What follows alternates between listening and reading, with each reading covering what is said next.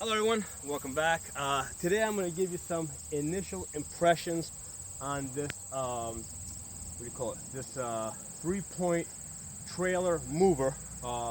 It's quick hitch compatible, and that's really the focus of this video. Basically I was looking for a trailer mover that was quick hitch compatible. I'm not going to give you guys the name of it because I can see that there's a number of different companies on Amazon that sell the same thing. Titan sells it, and I saw 2 other companies selling it. So basically, it's a Chinese-made trailer mover, and Titan sells it. They basically sell it for like $20 more. I think they were selling it for something like $130. I was able to get it for $115 from another vendor. They do have, there are other trailer movers online on Amazon that are a lot cheaper, $60, $70. However, they are not quick hitch compatible. Basically, it's not long enough to fit into the quick hitch. So I'm gonna give you guys, I'm gonna pause the camera. I'm gonna give you guys a closer look at this, and I'm giving you guys my initial impressions, what I was looking for. I did try building one on my own. I have a carry-all, which is pretty cheap, and then I was able to put an L-bar across it and weld a quick hitch receiver on that, and it was working. But the problem is that the L bar that I put across it was bending down, because here's the thing, that's a 10,000 pound trailer as far as its capacity. So this trailer is rated for a total gross weight of 10,000 pounds. The trailer itself weighs 3,500 pounds. Okay. Now granted that like at least 60%, if not 70% of that weight is going to be on the wheels in the back. There's somewhere between, I don't know, 600 and 1,000 pounds on the front, basically on that tongue over there. Okay, so when I tried welding a receiver, a hitch receiver onto an L bar, the L bar was actually bending. I didn't think it was worth the trouble of putting more money into that, trying to build it up. For me, just time-wise, material-wise, it was just cheaper to just buy this. So far, it's doing pretty good. Let me give you guys a close-up.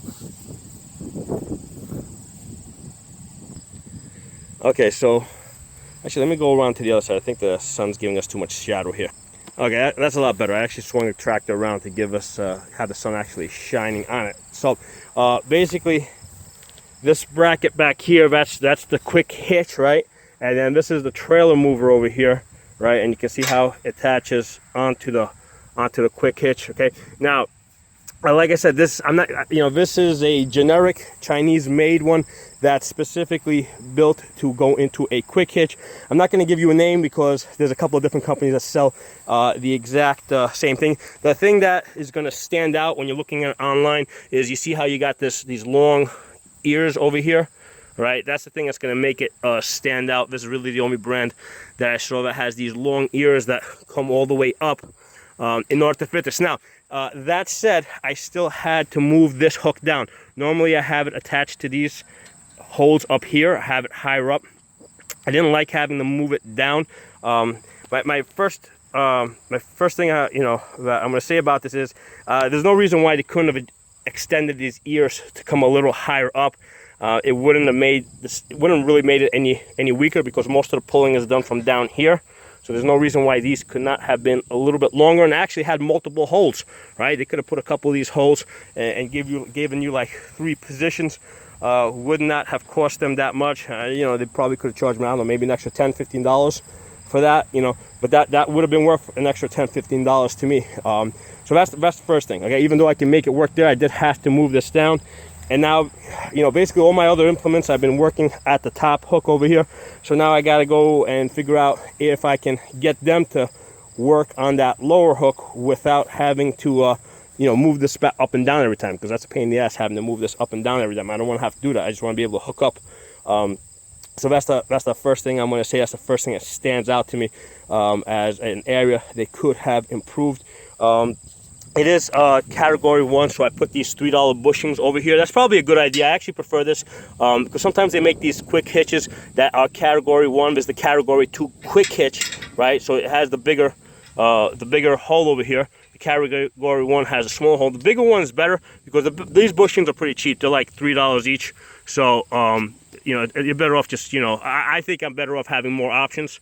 So I'd rather use these cheap $3 bushings. I just lock them in with a pin over here. You know, easy enough. Okay, so so that's good for me. Now the thing that I was really focusing on, okay, is right here. I actually drove this around a bit, and what I did is I drove this over rough ground. What I'm looking for is cracks in the welding over here. There are none. All right, so that is pretty clean. So first stage is driving this around, bouncing this around a little bit. And like I said, it's a 3,500 pound trailer, right? The weight of the trailer itself, the gross weight of this is 10,000 pounds. So this is going to be the stress point right there, and just from driving it around, there's no cracks or anything, so that's telling me that this is holding up pretty good. My hitch has a really long neck here. I have a tri-ball here. What I am going to do is I'm going to see if I can find one that has a shorter neck. That will bring this a little further in. Just to, I mean, the further out you come, the more stress you are going to put on this. So if I can get one that's just a little bit shorter, it'll stress this a little bit less, and it will last a little bit longer. I mean, it's one of those things that you can, no matter what happens, you can always get this re-welded, right? You can go to a welder, and I mean, even though I would do welding myself, I would basically take, have a professional welder. If this ever breaks, I would take it to a welder, and I would basically just have them weld the bar from there to there, maybe even from there to there, and just have them like hyper reinforce that. That's really the only weak point of this. That's the only, if this ever breaks, that's where it would break, and that's easy enough I mean, I could probably do it myself, but for something like this, I would have a professional do it. It doesn't. Just in the time saving of only having doing it one time is worth it to me.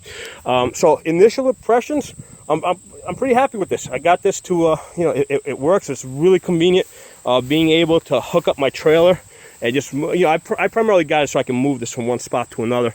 In the summertime, I'd rather have it one place. In the wintertime, I'd rather have it somewhere else. Right now, in order to move this, I pretty much have to hook it up. Prior to this, I had to hook it up to the back of my truck. Hooking it up to the back of the truck is a pain in the ass because, I can't see behind me. I have to pretty much, keep getting out. I don't have a camera in the back. I have to keep getting out, making small adjustments.